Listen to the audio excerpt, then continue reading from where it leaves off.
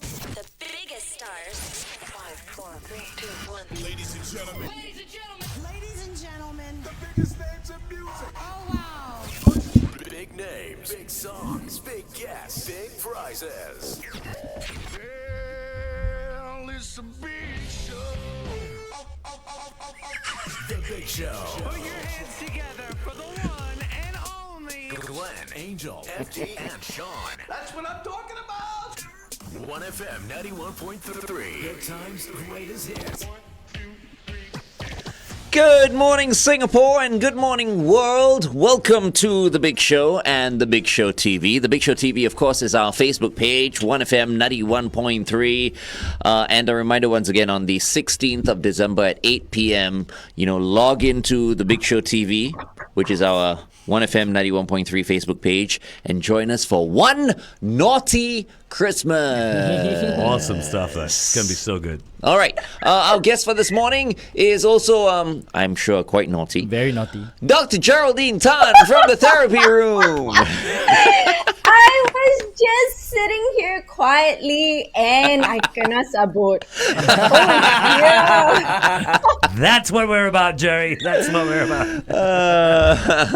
How are you, Jerry? I just woke up. Oh, wow. Lucky you.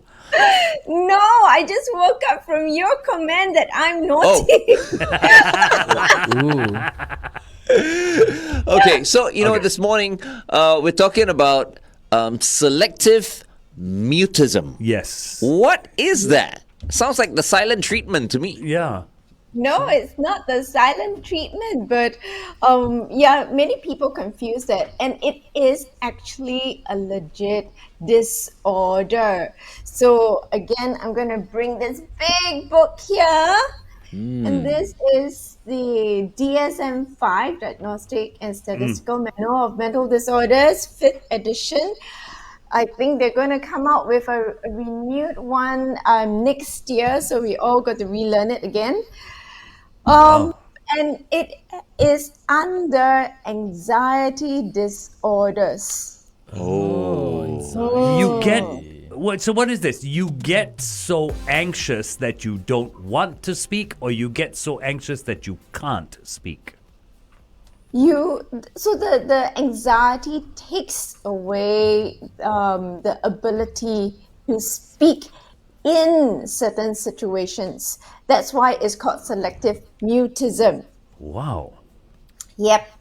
That- It's fascinating.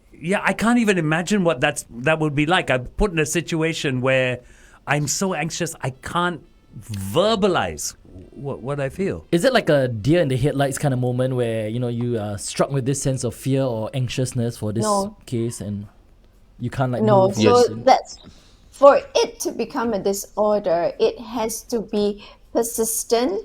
It has to be pervasive, and it has to last for at least a month. Wow. Yeah. So it's not like, I'm struck speechless, or I'm so angry with you, I cannot speak at all, or I feel a little bit shy and I can't speak to you. But it's just at one time. No, it's not. It's more than How that. do we know, Jerry, if someone is just, putting on an act? Yeah. Because the person can say that, he or she is, or rather not he or no, because the person is not saying anything, right? Yeah. So it could just be maybe the person doesn't want to talk to certain individuals, right? Yeah. And just decides not to speak. And be selectively mute. You see, the problem that I have over here, I'm thinking about this, is that everything is a mental disorder these days. Well, you know what I mean? Sometimes I just feel like when there's something wrong, It's a mental disorder. it's a mental disorder. Do you get that a lot, Jerry? Do people actually question you about that, and do they say, where do we draw the line? Every single thing is a mental disorder these days, right? But when we were growing up, we experienced some of these things, and no one said that it was that we had a mental disorder. Yeah. But now, everyone can justify their actions by saying Oh, it's a mental disorder. or it could be a mental disorder. Yep. Interesting that you stated that point, because I'm going to talk about depression later on in the afternoon in the National Counseling and Psychotherapy Conference, where they where I'm supposed to present whether it is a social phenomenon or not. Yes, a lot of people feel that we try and excuse our behaviors with disorders, but disorders are disorders. It needs to cause a dysfunction or impediment somewhere in their functioning. Got a red Okay. card, so which means that I will continue later. That's right. We'll continue on the Big Show TV. In the meantime, here's Colby Kylie. Haven't heard this one in a while. This is Bubbly on 1FM 91.3. Good morning. So, for any of this to be a condition, it has to affect my life. This is what we're For saying. a month. Minimum. Minimum. Of a month. Wow. Yep.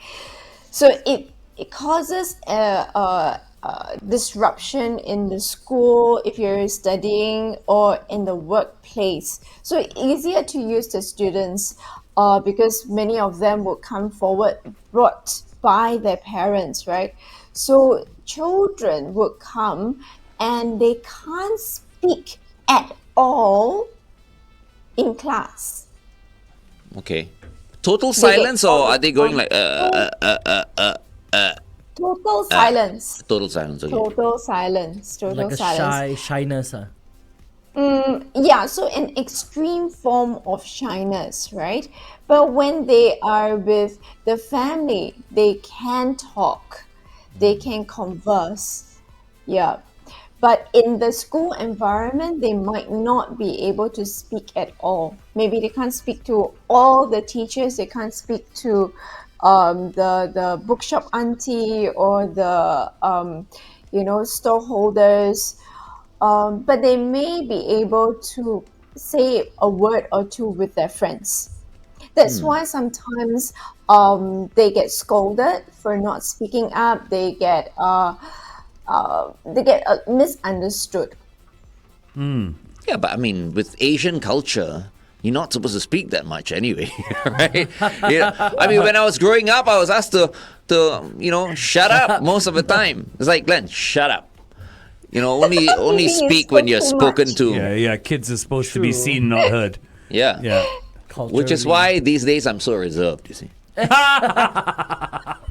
a reverse psychology. Right. Sorry about that. So Oh, no. other than this not being able, because we are talking mutism, other than this not being able to speak, are there any other signs or symptoms that would lead us to think that perhaps my child or someone I know has this condition? They have okay, it's really hard to figure them out because they just stay silent, and it's easy to miss them because if, like you say, students are supposed to be quiet, if they're not disruptive, it's okay, but it's when they start to not be able to answer questions in class, or they're called upon to read a passage and they can't do that, or they can't even do their oral examinations. That becomes a problem. So only when we see that, or teachers see that they are alerted to perhaps there is an issue. There might not be any other issues, but it can come with other issues like stuttering. It can come with anxieties in other areas also, Then or social issues. is it just pressure of school? If we're talking about students, is it just the pressure of school? Where they just don't feel like, talking, like the Rod Stewart song. I don't wanna talk about it. No, it's not that they don't want to talk, but they can't talk. So by the time they come here, you can see how difficult it is. One of many years ago, there was one of these girls or teens that came, and literally we had to shape our mouth to try and get her to project even a sound. Wow. Yeah. Wow. So You're like speechless. I'm trying to Selective figure. mutism. I'm trying to figure. It is sounding like it is. It boils down to fear. Does it boil It down is. to fear? It is. So it is an extreme form of anxiety disorder. It comes under the umbrella of anxiety disorders, and it manifests itself in the inability to speak in certain situations. Okay, let me give you an example. So I was just Yeah. thinking about this, right? So Okay. one of the most stressful Yep. things is public speaking. So let's say someone who's not experienced, in public speaking, right, is asked to speak to a crowd of 1,000 people, and is pushed onto the stage to face 1,000 people, And they freeze. and they freeze. They choke. That's not mental disorder, No, it's Yeah. not. but it's not. also brought about by It's- anxiety that they are absolutely speechless Yeah. and can't Yep. go ahead with addressing the 1,000 people. So But how do you make that distinction there? So It's a the one-off public- thing, is that it? Yeah, so it's a public speaking. You're not really required to speak, or present. I mean, if your work requires it, you can change your scope of work. We're looking at these people who cannot function in a certain environment.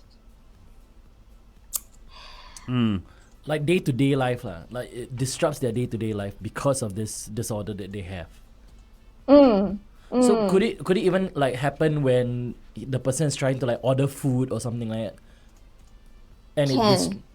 you can't speak or you can't, you just freeze there. So it disrupts your life that way. So you have like the little kids, right, going to school.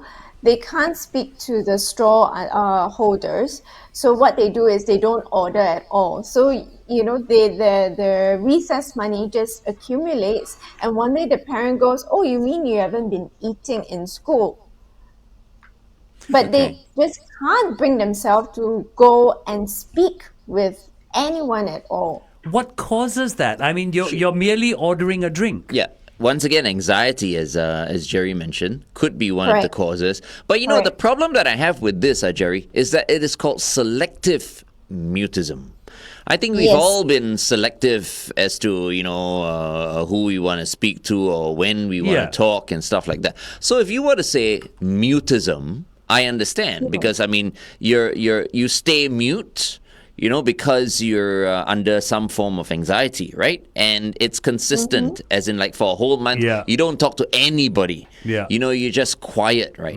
But when you say selective mutism, I can choose which situation, I Affected. I mean, I can choose which environment I want to stay mute in. You know what I mean? I think you've got that wrong. It's not you that's choosing. It's the Exactly. situation. There are situations you're in where you just can't speak. That's why it's selective. It doesn't happen all the time, but it happens in specific Yeah, situations. but isn't that normal? I mean, to me, that's normal. You've been in a situation before. Maybe not. You can talk your way out of anything. But I'm saying there are some people, right? In certain situations, they choose just not to talk. Like, for example, if we were at a meeting Yeah. and we wanted the meeting to end early, okay? So I don't want to say anything because if I open my mouth and say something, the meeting is going to drag on for longer. So you are selective. So I'm just going to be selective about this situation and shut the hell up. Oh, I I- so regret doing this topic today. No, For but I the think listeners out there, can you please not use this excuse?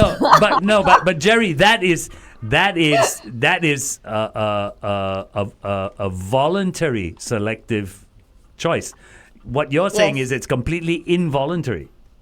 Exactly. It is not a choice. It's Yeah, the it's inability. Okay, The okay, wait. person has no control over that situation. Okay, So FD, even you in bring it up again. Yeah, Okay, yeah, so Jeremy, do we're the going same to go thing. on the radio. FD will bring that up just to Okay. define Fine this. this, yeah. Here we go.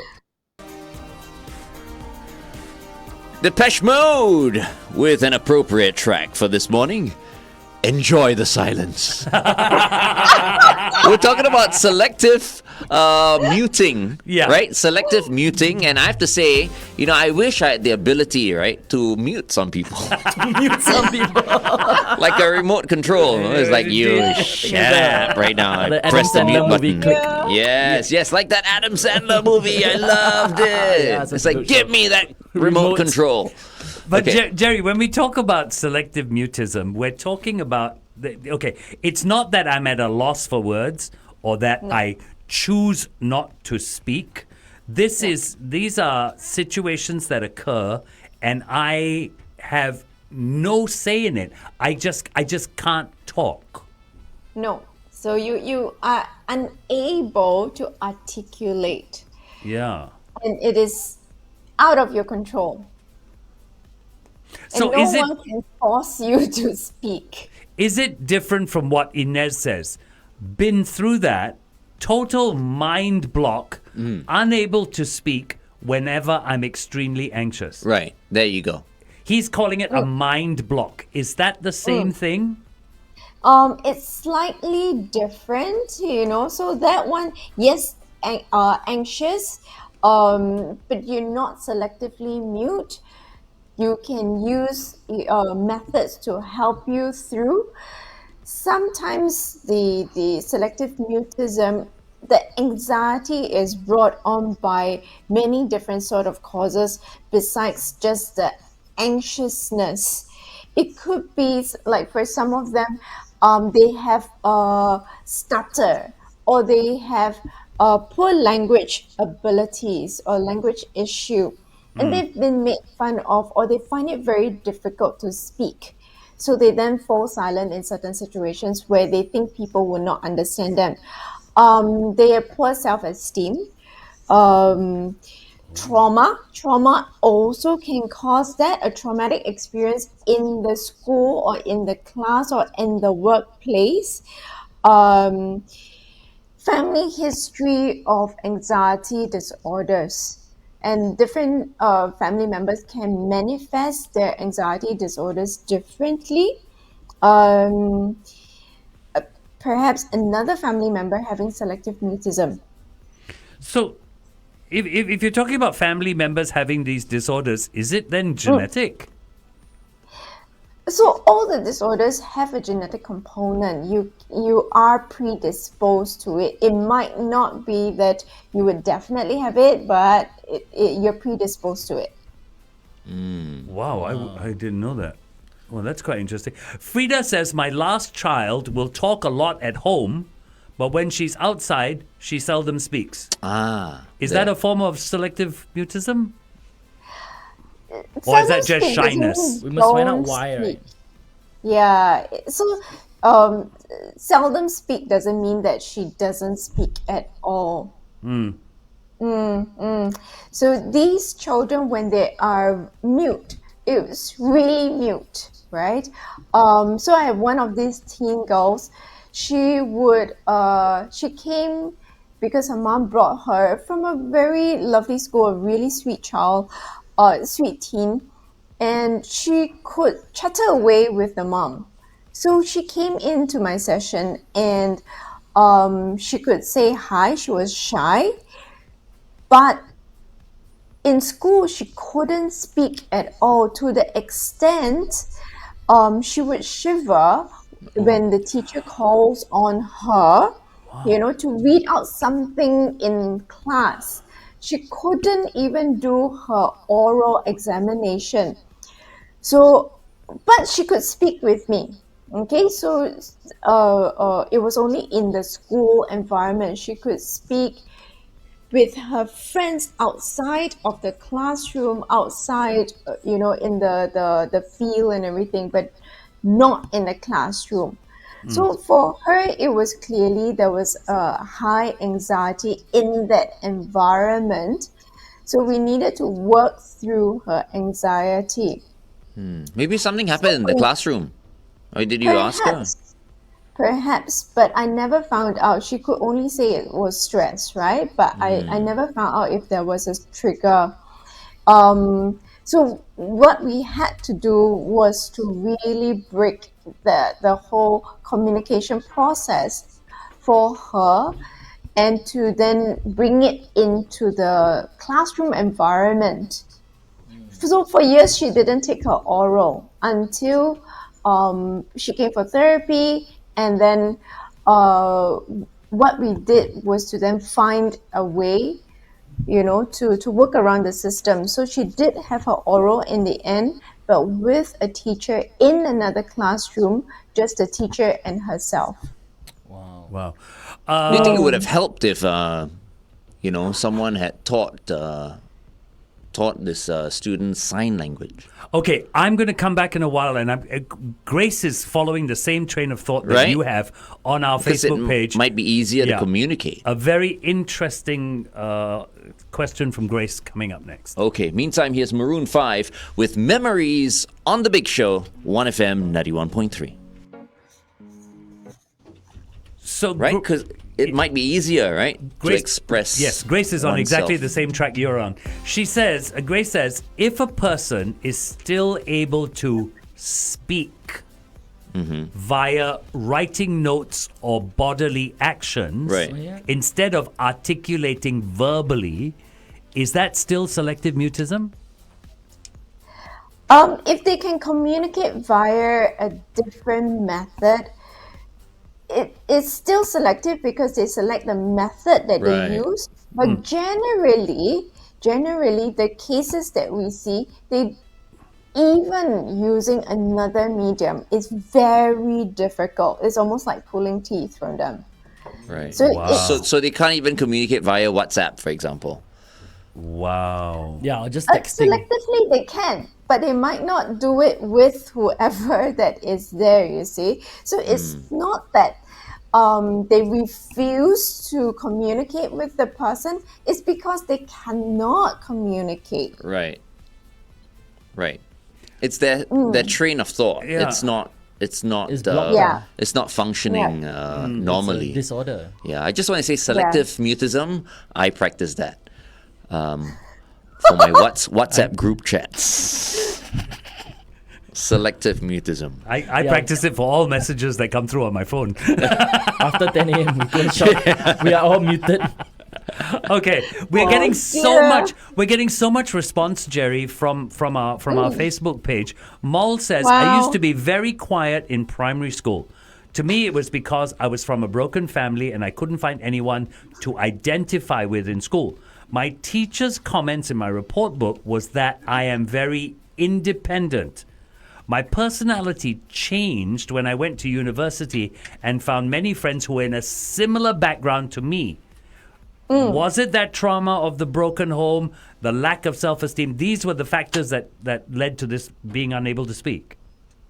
It is highly possible because one of the causes is poor family relationships that can cause selective mutism also. The fear of I don't know who to trust. Is my environment safe? Because with anxiety, they need to know that their environment is safe. If their environment does not feel safe, they would not want to make themselves vulnerable in any way.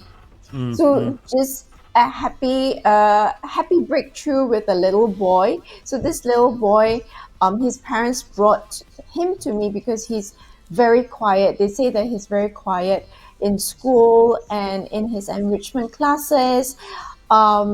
So his parents say, can you help him to communicate a little bit more because he is getting angry, throwing temper.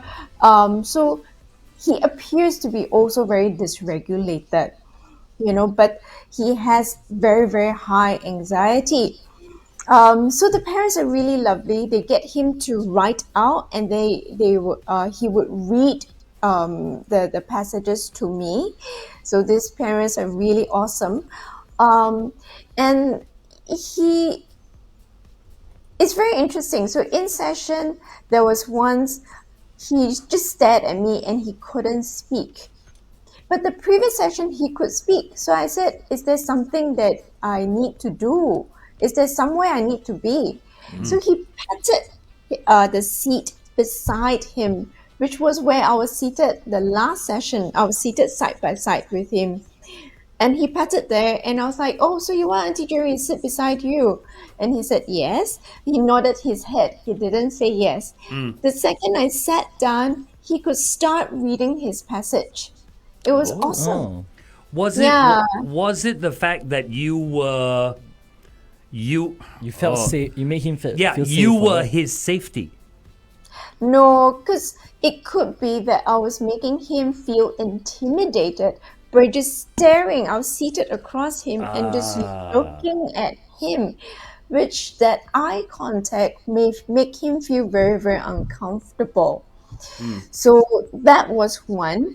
And just last week or week before, he was able to go around my entire team to shake their hands. Wow. Now, I had told him, you don't need to speak. He paused for a long time and then he wrote on the paper, are you lying? And I was like, oh dear. So the fear, the distrust, of his environment is very telling. And I said, no, why don't you try Auntie Jerry? Because I won't lie to you. If I say no talk, means no talk. Just shake hands. Are you ready?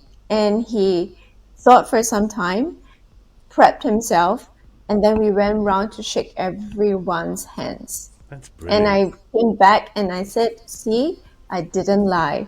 So the anxiety sometimes blocks them and prevents them because they don't feel safe. Right. Jerry, you said something about this little boy earlier, and I think I don't understand it, and maybe some of our listeners don't. You said he was dysregulated. Oh, dysregulated as in emotionally dysregulated. So the magnitude of the emotional responses are very huge and may not be appropriate for the situation. Okay. So one more thing. I mean, selective mutism. I mean, obviously we've been talking about anxiety and all that, but are there any other reasons for the person, to be in this selective mute mode? Maybe other issues. What are some of the other issues that you've come across that causes selective mutism? Okay, so perhaps case studies are easier to explain this disorder, which is quite elusive. Okay, another teen actually came, and she was able to speak with me. Not that she's not able to speak with me, but she comes across as a very curt teen, even with the people outside. But she would not speak in school. She would switch off her Zoom, her video. She doesn't like to look at herself at all. We needed to actually learn how to, just remove her video from the Zoom meetings. Dr. Jerry, so that she don't. We do this on air again? Yep. Okay. Yeah, This bring the case study up this again. case study. Okay. We do one traffic We'll just first. come. I'll just say more case studies. Okay, cool. Yeah. Okay, everybody, yeah?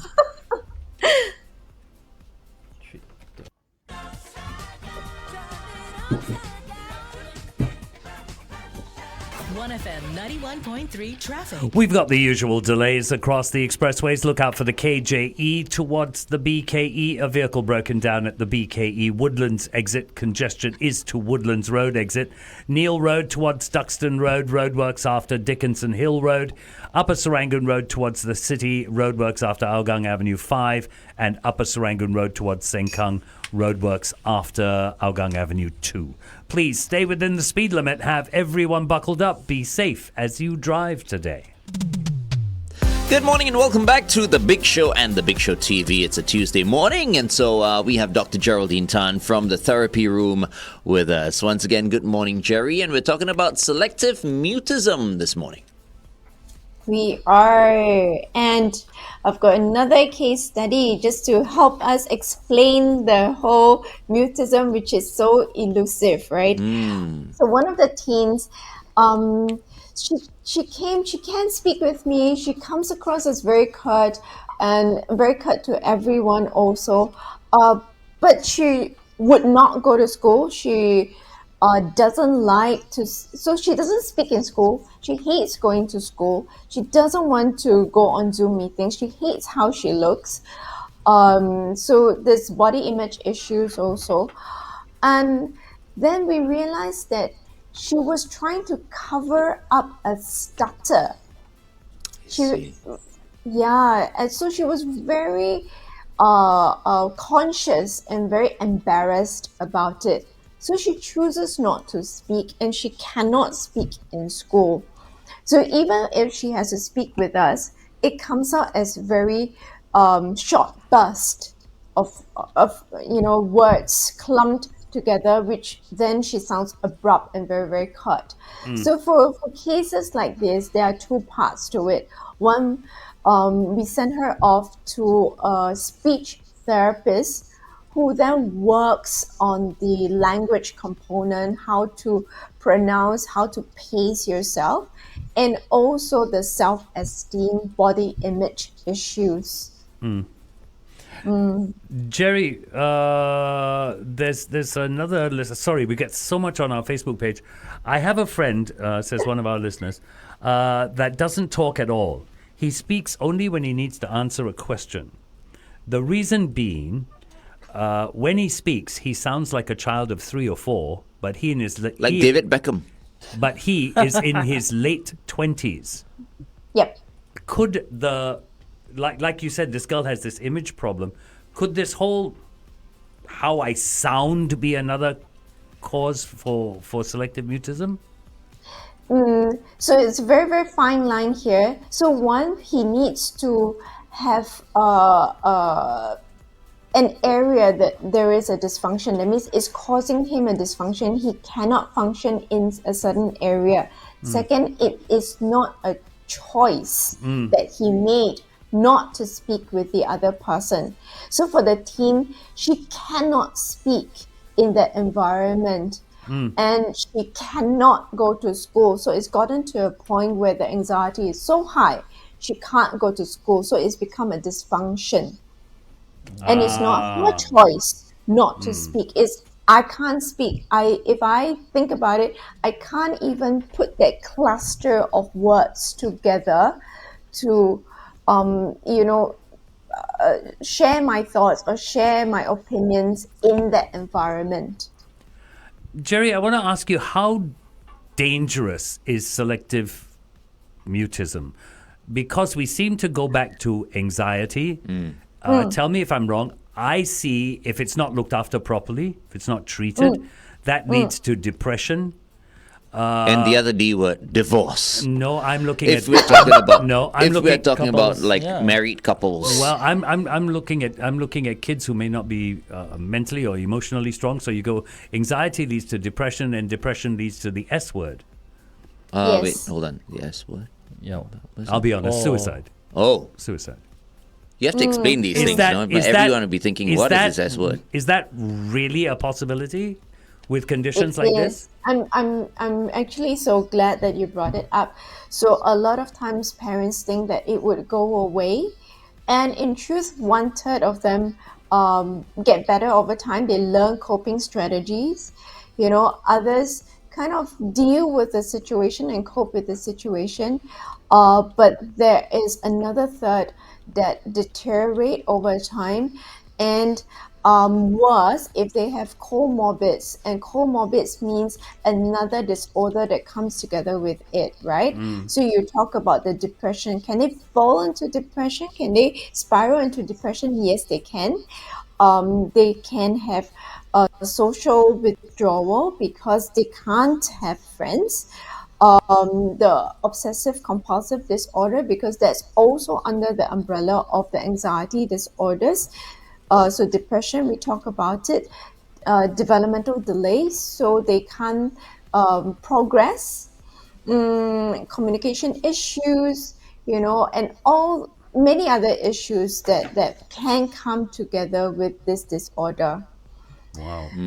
Okay. Yeah. Yeah. Okay, yeah. tell you what. Let's continue to talk about this a little bit more on the Big Show TV, and I wanna talk about married couples. Okay. Because I think it could be either way. Either the wife is suffering from anxiety, or the husband is suffering from anxiety, and they don't talk to each other anymore.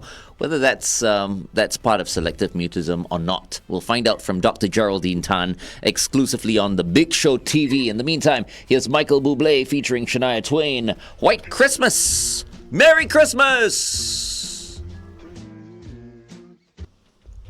I'm dreaming. Okay, never mind. Of You're a dreaming. white- What, you married couples on? Yeah. So married couples, right?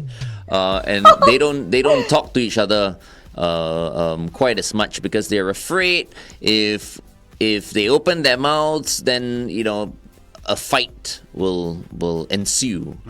So they end up just keeping quiet. I guess that's not selective mutism, right? Because It's not selective Okay. mutism. That is Yeah, lack so of they communication. Exactly. So they don't communicate in the areas that they're supposed to communicate in, but they communicate in all the other areas that they should not be communicating, like hurling different names at each other, drudging up like history, having arguments. So I'm sure that they are not mute. They Right. are selectively choosing their words, so that's not selective. But it could be a cause of anxiety as well if it spills over, right? So let's say if the Yes. person is really unhappy at home, really anxious because let's say the husband is abusing the wife all the time. Maybe when she goes to the office or the environment out there, she just wants to keep to herself and not say anything. It's possible, right? Interesting point. Because that's part of anxiety. It's part of stress. If you're talking about them keeping their troubles to themselves and not talking about it, I don't think that's classifies as selective mutism. They still would be able to converse with people, do their work, unless it starts to affect their work, or they start to withdraw from their friends. So but it doesn't mean that they don't communicate with their friends, you see. So that's why it might not classify as selective mutism. We've got another. The face. I haven't seen the Facebook light up like this in ages. Adnan Lal. Yay! Yeah, it's really good. Adnan Lal is asking, is apraxia a form of selective mutism? Apraxia. Apraxia. Never heard of that. I've never heard Googling of it now. apraxia. Apraxia is a word that I've never come across. And Adnan is asking if apraxia is a form of selective mutism and how can we fix this? Apraxia sounds like a drug. Do you want me to Sounds read like, out, No. it sounds like a painkiller. Yeah. read out the Google No. Yes. definition? Sean. all Okay. the aphasia, apraxia, all these are neurological disorders. Okay. Yeah. Yeah. So, according to Google, it's a neurological disorder characterized by the loss of the ability to execute or carry out skilled movements. Yeah. So you can't move lah. Skilled movements. It's so okay. I think what he's talking about is where the person cannot form or cannot encourage their muscles to form the shape of the mouth and then to project a syllable or a word or a sound, right? Yeah. So that would be a neurological disorder, okay, that needs therapy with the speech therapy and a neurologist. Okay. You've mentioned Selective mutism. Yeah. You've Sorry? mentioned speech therapist a few times. Yeah. Does it mean that if the person overcomes his difficulties when it comes to his speech, his confidence will come back and he'll start speaking a little bit more. A little bit more, yes. So we've seen Okay. cases like that where they gain a bit more confidence. They're able to articulate a little bit better, a little bit smoother, that they feel more comfortable to communicate with another person. Interesting, Jerry, because Muhammad Ghazali is asking the question also. And this is about how young can you diagnose selective mutism, because he says, how do we differentiate between developmental issues like speech impairment and selective mutism? Okay. So how young can we actually... That's a tough one, man. That's That's a a tough question for tough Jerry. question. It's a tough Yeah, question. yeah. And I would, because usually they come in when they are from kindergarten onwards, so it's about 5-6 years old. But just let me double check. I don't think we would diagnose it any much younger. I think it's quite hard to tell, no? Like, Yeah, it- some of us, for example, I mean, when I was growing up, I was a very quiet kid. I was. I think quiet kids and kids who don't talk are different. You know what I'm trying to say? It's very different. My sister was a very quiet kid, right? But and we discovered that it was only because no one gave her anything stimulating enough for her to talk about. Right. So we had to learn to develop conversations around her, and then she suddenly exploded. You know, she was just one of those kids. She from a very young age, she didn't like So she was... frivolous conversation. Okay. Was she introverted? A bit, but she Okay. isn't now. She's come out of it, you know. Yeah. So it's quite interesting. So you see, what happened to Yeah. the good old days of letting things develop naturally, rather than at some point just because someone is experiencing a little bit of an issue and all of a sudden it gets blown up. Yeah. It's It's a but- different time. It's a different time we're living in, I guess. But that is different, you see. I think now the parents are more informed and they are more well read. So these disorders come to mind, whether they can manage it earlier so that they can give a better start for their children. So they want to Yeah. nip So it in the the- bud, right? Yep, Before yep, it becomes yep. a major problem. Yep. Some So of- keep going. typically even in the book, right? Typically, the diagnosis can be done at a younger age, but usually it's not picked up until after the age of 5 when they have gone to formal school. Yeah.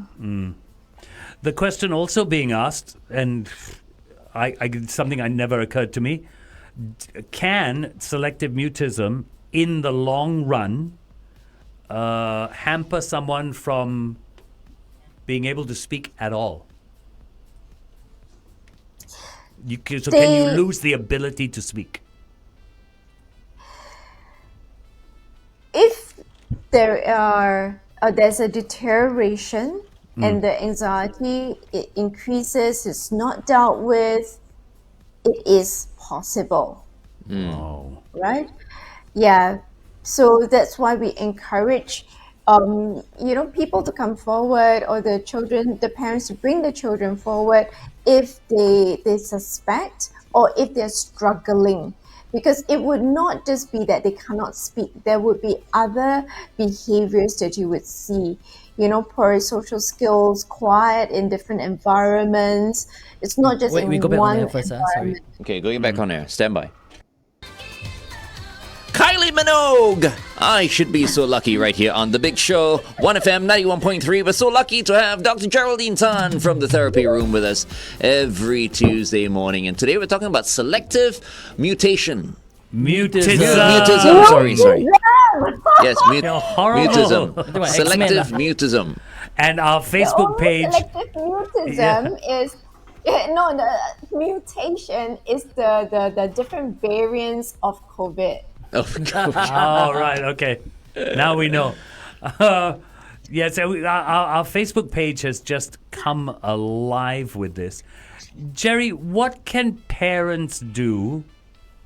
I mean, obviously there is sending the child to therapy, but when they're at home, what can parents do if they have a child with selective mutism? So creating that very safe environment would be essential. So forcing your children to talk would not help, right?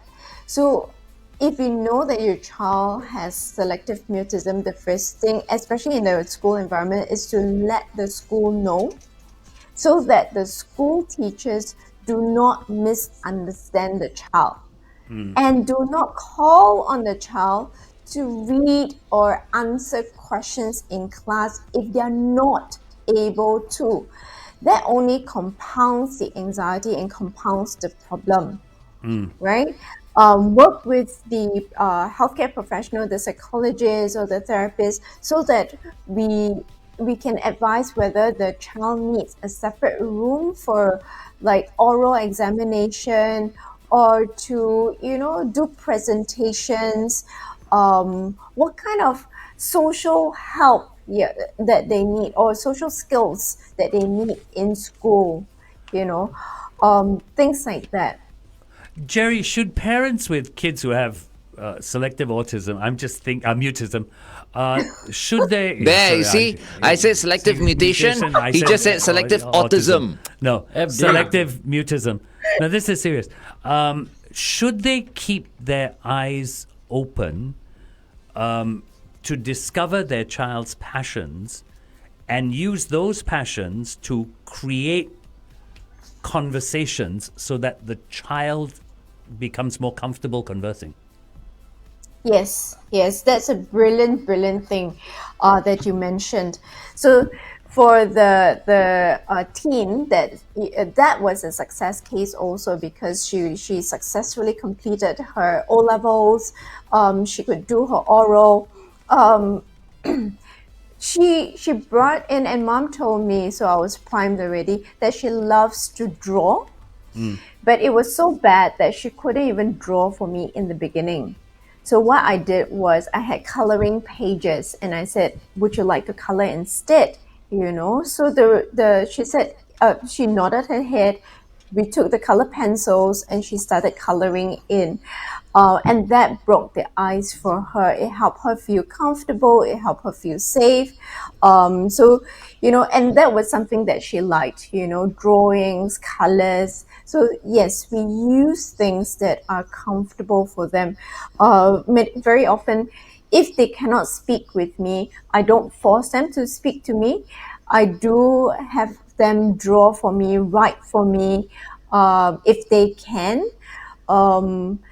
They would feel a little bit shy gesticulating, so they would not. Yeah.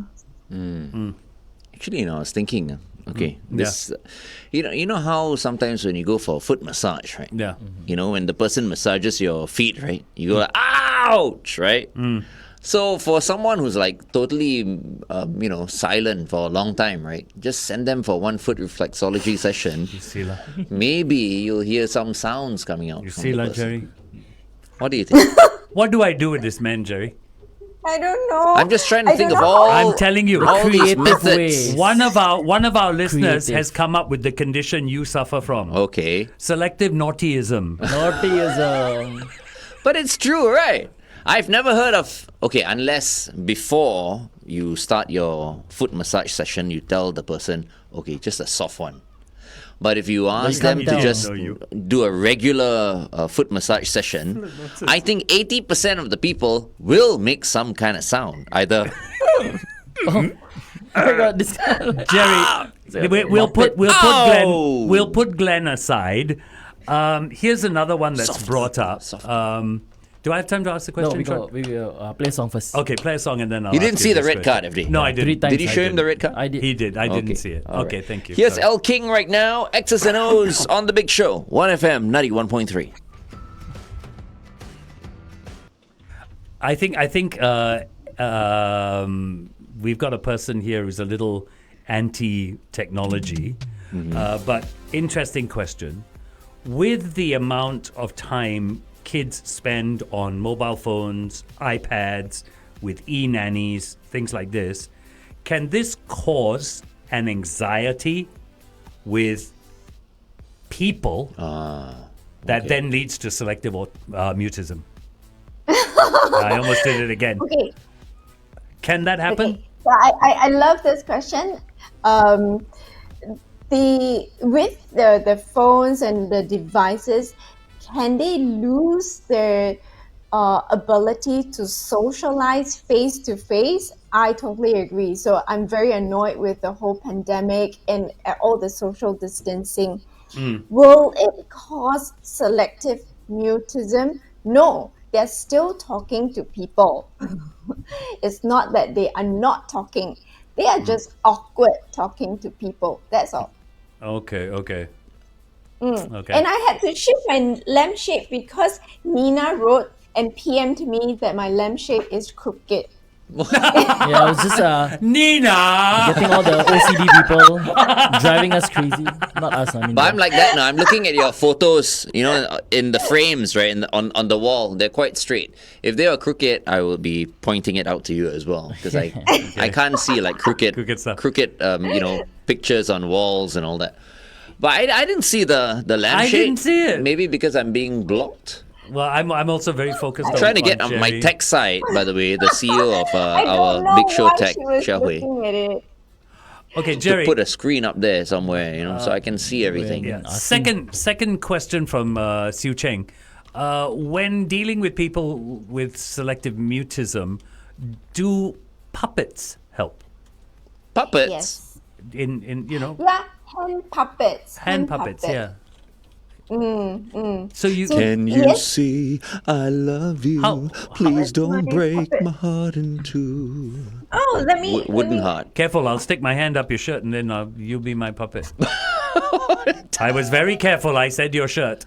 Oh my! I found my. Oh, Oh, so cute. There, see? It's an otter. Is it an otter? A raccoon? hi everyone. So Can you see I love you?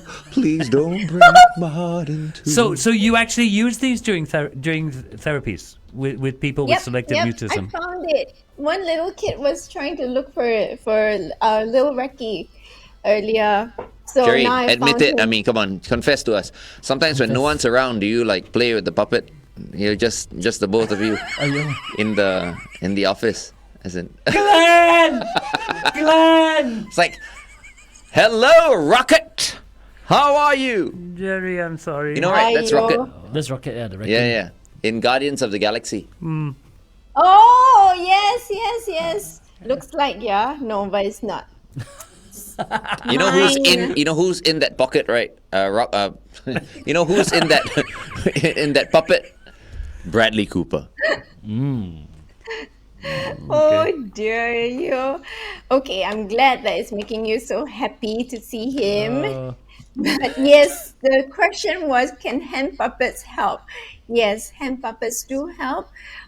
Sometimes talking to this is what we call a transitional object, where it is not another person. They don't have to stare at another person. It helps them to feel safer and more comfortable to express themselves. So do ventriloquists have some mental disorder? Jerry. I'm not gonna diagnose any professions now. Okay. Oh no, my lampshade is crooked. Nina, you make me look at my lampshade. See, now I'm looking at the lampshade. Where's this lampshade? You cannot see. Oh no, it's blocked by by the some arm, things. the microphone arm. No, It's not just crooked; it's damn crooked. It's gonna fall off already. Is that one of those clip-on lampshades, right, Jerry? It's a clip-on Yes. lampshade, right? Yeah, okay. You just kind of like let it, and it's gonna fall again. So Yeah. Or- Everybody is coming through. Your lampshade's crooked. Your lampshade. I heard, I don't know how true this is, our marketing department, who's come up with the Big Show t-shirts and our station t-shirts and all that, I think they are coming up with a Big Show lampshade. They're hard at work right now. I think some of them at Spotlight looking for materials already. We're waiting for that. Jerry, We can wrap up soon. Muhammad Ghazali, how do we parents reduce the anxiety with our kids? We've already said it's not talk. Are there exercises? Are there anything that these parents can do specifically? So, we've spoken about being very gentle with them, keeping the environment very safe with them. Typically, these children can speak with their parents. There's no issue speaking with their parents. So these parents can sit down and start introducing them to different environments that may be fearful to them. Script with them. So come up with short scripts, introduce them, expose them. So the parents can do a lot, and we work with the parents actually. Yeah. Jerry, I was watching a movie once, and someone actually lost her ability to speak after a traumatizing experience. I think the movie was Friday the 13th, I think. How real is this in real life, right? If someone gets a major shock and is unable to speak from then on. Have you encountered any cases like that? Like a major shock? Personally, no. But theoretically, in our studies, there have been cases brought up where someone can be so traumatized that they don't speak at all. But they don't speak at all. So it's not selective mutism. It's not, different environments they can speak and another environment they can't. So this one is they're so traumatized that they cannot speak at all. Yeah, and I see that as more a medical disorder than a mental disorder. So I'm trying to okay, that's interesting. Why medical? Why medical? Because it is mental. No, because as you said, selective mutism is selective, right? Selective, right? Depends. The person doesn't anxious situation. Yeah, the person is not mute throughout, but a situation like this where a person is traumatized based on a major shocking event or something like that, this person has lost his ability 100% to speak. I would think it's medical if it was a fall or an accident and something physical happens. What and about you can't amnesia, talk. right?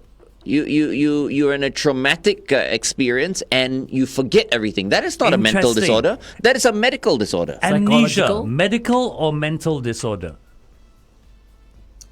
Both medical and psychological. So there is a medical component because a part of the brain is affected, but it is also a psychological issue where it could be caused by trauma.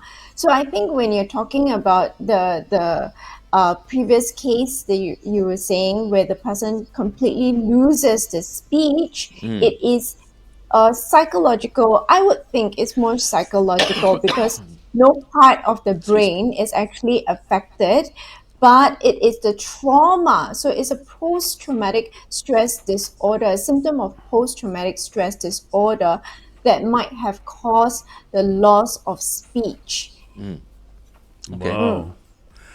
Jerry, Siu Cheng, very, very active today. Do people, just one last question, Sean, I promise you. Do people with selective mutism sometimes latch on to the so-called security blanket? Of? It could be an item, it could be whatever. And when they have that with them, they are more relaxed and able to speak. Like a puppet. It could be, yeah. Be a security This is literally something they carry around with them. It can, if it helps to calm the anxiety, they can bring it around. They might not want anything. So we've tried it with some of the children with selective mutism, but they don't seem to take on to it very much, but it doesn't mean they cannot. So those with anxiety might need a safety blanket, like you say, right? But not all of them. Yeah. Okay. So we can give them, but it doesn't mean that all of them would take to it. Do these kids have imaginary friends? Maybe one of these Tuesdays we can talk about imaginary friends. We did talk about it sometime, not as a yeah? topic by itself, but yeah, we did kind of talk about it. But yeah, we all have imaginary friends at some point or other. No, I don't have. I never had an imaginary friend. I did when I was young. Yeah, Really? real Yeah. friends. It's like you must call them out, is it? Because No, I they just- never had an imaginary friend, I have They're to just, say. I they're got just no there. one. You play with them. They're just there. Oh, Yeah. that's a bit freaky. Then we need a seance also. That's why. It's like, wow. I mean, imaginary friends. Yeah. I've had. Is it a spirit? No, it's just a. No, friend. it's not a just spirit. No, it's just a friend. Just a friend. Just a friend. They're all looking at me real weird now. Yeah, I think on that note, No, we shall say goodbye. we spoke about it, and it's very normal. It's developmentally normal to have an imaginary friend when you're young. If I had a kid, I'd say no. No imaginary friends. Real friends. Oh no! Go outside and make a friend. What's his Parents out there, imaginary? do not listen to Glenn. Oh dear. Jerry, we have to bring today's discussion to a close. Huh, But it's 9 o'clock already. Yeah. but Yes, it is. before we so fast. before we close, Vivian has asked a question.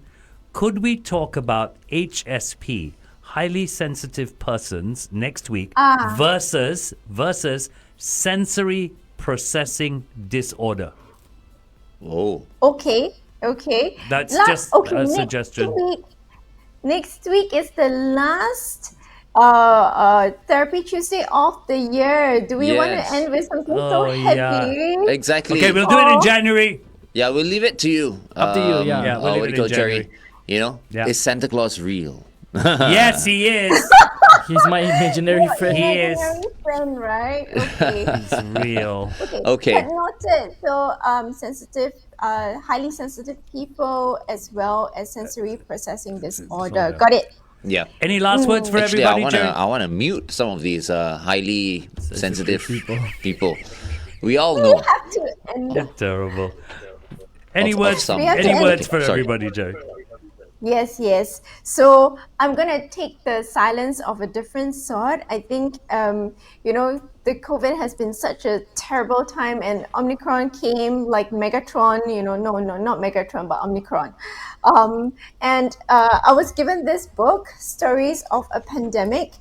And I want to encourage everybody not to be selectively mute on mental health. So one of the pages of, I don't know which page is this. So there's a collection of all the different stories and the best stories. So one of the Straits Times, in fact, it was December last year that this article came out. Tra Moyi Hong wrote an article on the DBS Piyush Gupta on his past mental health struggles. Oh. And so will COVID-19 be the catalyst that normalizes acceptance of mental health issues in the workplace, perhaps when more bosses admit their own struggles? So I want to encourage people not to be mute or selectively mute about mental health, but speak up about mental health. Okay. So a little done. appeal there. All right. Well done, Jerry. Thank you so much, Jerry. I'll see you all next week again. Yes. See you. Don't forget to put on your Santorina outfit next week. Huh? Oh, Our Christmas 21 special. and I will wear. You be careful. You don't Yeah. know what he'll send you. I got very small ones. Can buy from Shopee. Very fast to send to you. I regret asking already. Okay. Bye, you take Jerry. care. Bye-bye. Bye, Jerry. Santorina outfit. Yeah, it's like Lazada, $8. Wind blow, everything will fly away. I was asking Gene, what? Why is it only $8? Because you use once, only lah. Okay. Hope you enjoyed today's show. Yeah, thank you guys for joining us. Thanks for all the responses we got on Facebook. Really good. Share the video.